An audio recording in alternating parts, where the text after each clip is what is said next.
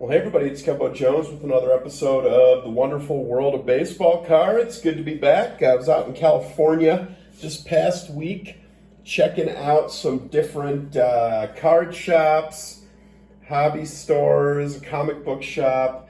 It was quite fun and quite adventurous. So my brother and I were kind of on the hunt, kind of see what Huntington Beach has to offer out there.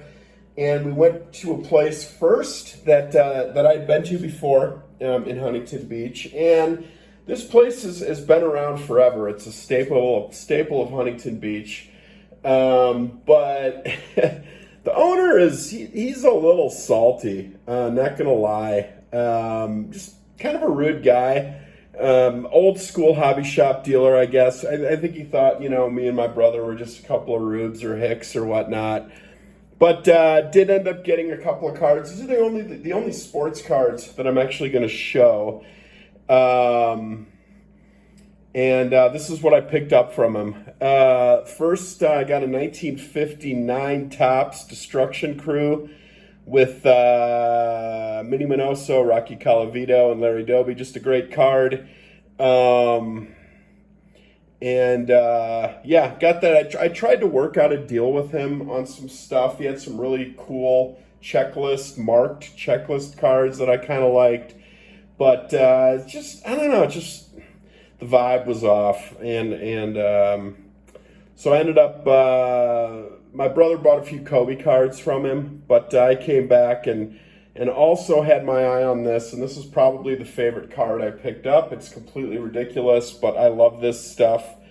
1960 Topps Tommy Davis. I believe this is his rookie, but I just love stuff like this. The mustache, the beard.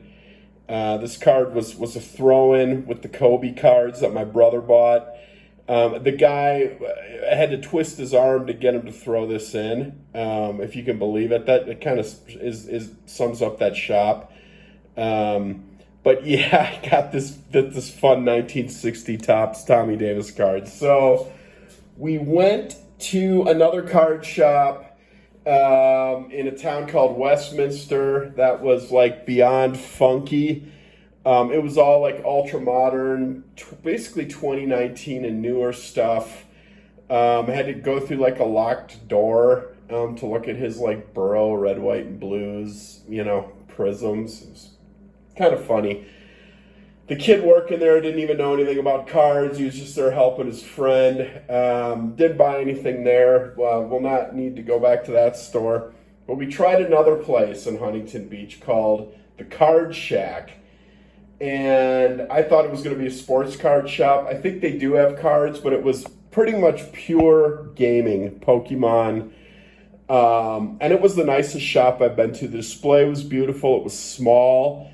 The kid working there was probably mid-20s, very knowledgeable. I don't know anything about gaming cards, but I said, pick me out some cool cards, and let's put a little deal together. So I think I spent $45 there on these.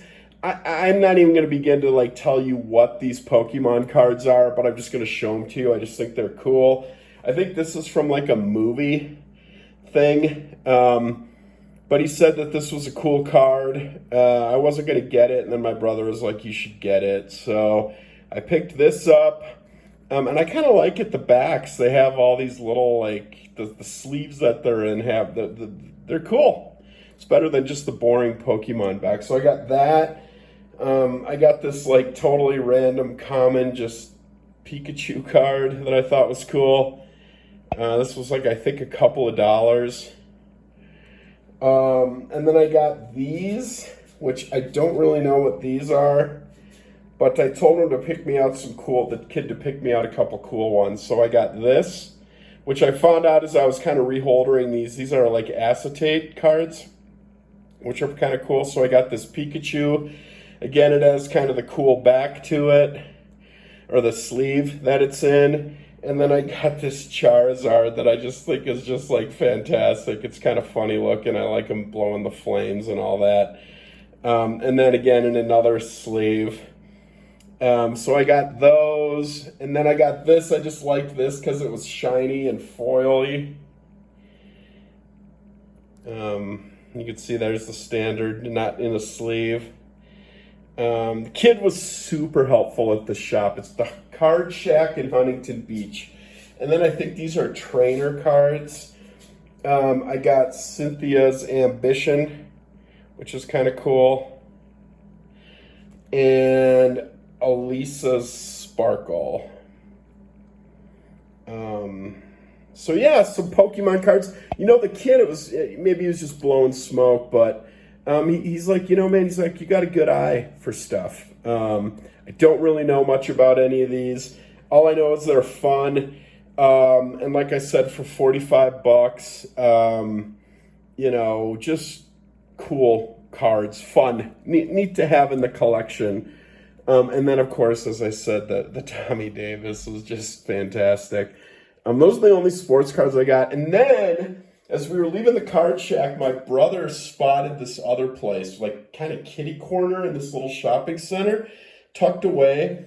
And the place is called Coffee and a Comic. There's his info. That's like his card there. And then he threw in like this cool little sticker too. He's a big fan of the Punisher. So Coffee and a Comic. This guy, I don't know anything about comic books. The guy, Jeff, that runs the store though, is super, super cool, very welcoming.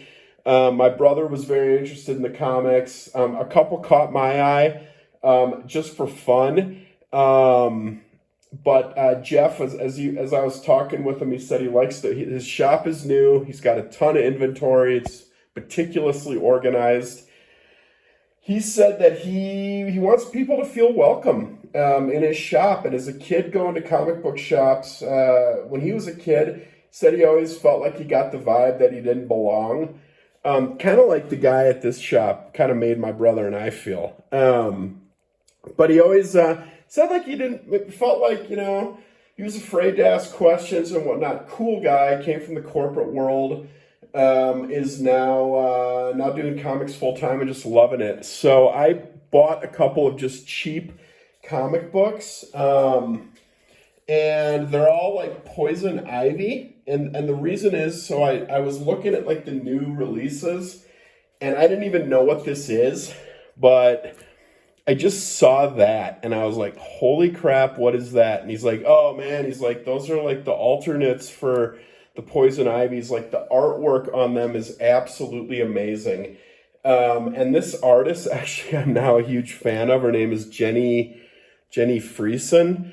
Amazing. I was kind of looking at her work after I got home. Amazing. So I saw that. And he's like, you got to see some more of these covers from this new Poison Ivy set. I'm not a fan of Poison Ivy. I couldn't really tell you anything more about Poison Ivy other than I think Uma Thurman played her in one of the Batman movies. But I got that, which I just thought was beautiful. And then he showed me some more from that series. I picked that one up, which I just feel like beautiful, beautiful artwork. I love art and I love displaying art. So I got that. You see, that's number 4. That's 3. There's multiple variants too, I guess, within this series. He didn't have 2, and then 1. This one's, I guess, a little more traditional. That's kind of maybe got more like a heavy metal vibe or something to it. But I just love these. I think I'm going to just do this little run and I think collect some Jenny Friesen stuff, because I just saw that and I was like, what is that? And it's just beautiful. And he's like, yeah, man. He's like, those are super cool. These books were $5 a piece. And then I got one more. And I got it because I love it, because it's got kind of a 1960s psychedelic ballroom concert vibe to it. It's a Harley Quinn. And I saw this writing and I thought it was great. And then I saw what it said, is this the end for Harley and Kevin? And I just thought it was so freaking appropriate that I had to just grab this. For the 1960s kind of psychedelic ballroom concert poster vibe. and this writing, which is a lot like Stanley Mouse, I feel like. But it's just fun. But yeah, I highly recommend Coffee and a Comic. If you're in the area, or if you want to look it up, that's got all his info on there. Really, really cool guy and a great shop owner. So little off script today, a little different than what I normally do. But I'll be back with some vintage stuff later. But yeah, this is Kevbo Jones' Wonderful World of Baseball Cards, and I'll see you soon. Later.